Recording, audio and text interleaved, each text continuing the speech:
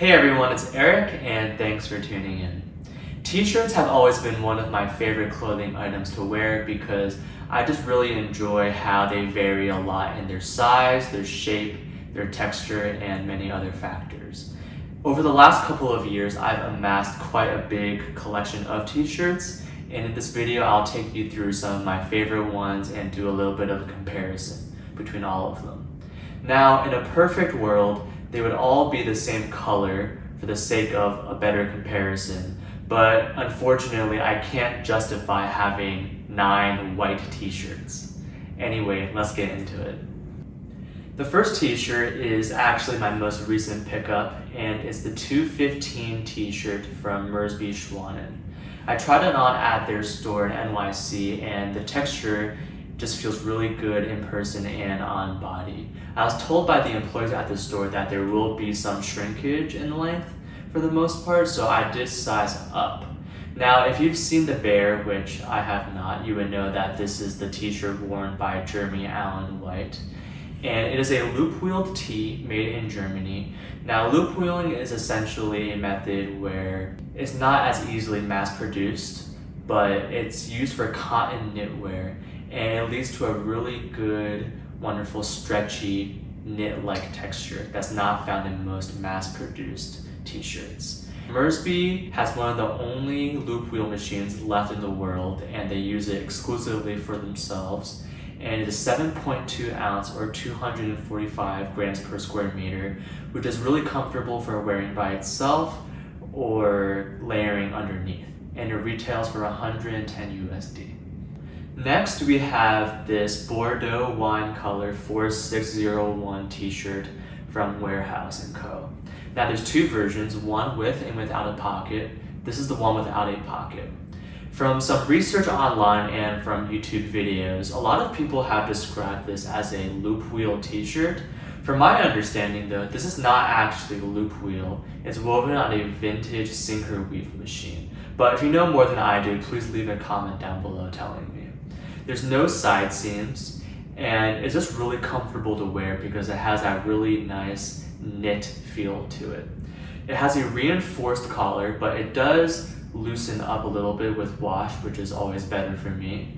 It's made in Japan and it retails for $70. My favorite part about this t-shirt though is the horizontal, streaky, slubby stripe texture, and it's actually my favorite among all of the other shirts I'm going to show.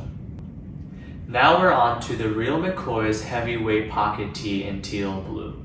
It's tubular knit, so there's no side seams, but unlike the warehouse tee I just showed you, this is pre-rinsed, so there's no shrinkage.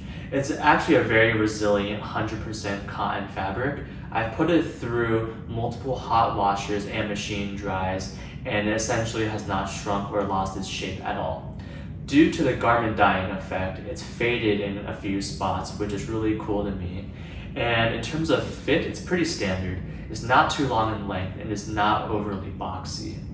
Now, it retails for around $68 in the US, and I got it from Standard & Strange.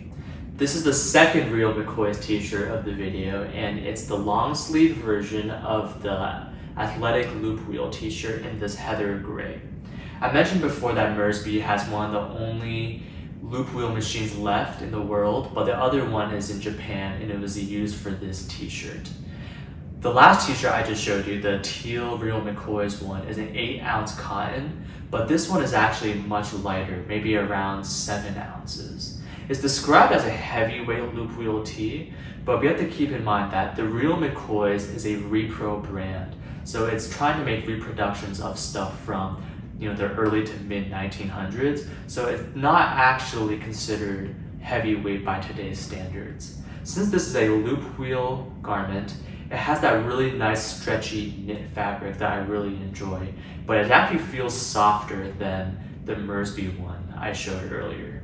This one retails for around $120 to $130 in the US, and for the fit, it's really nice. It's not too long, and the sleeves fit well too.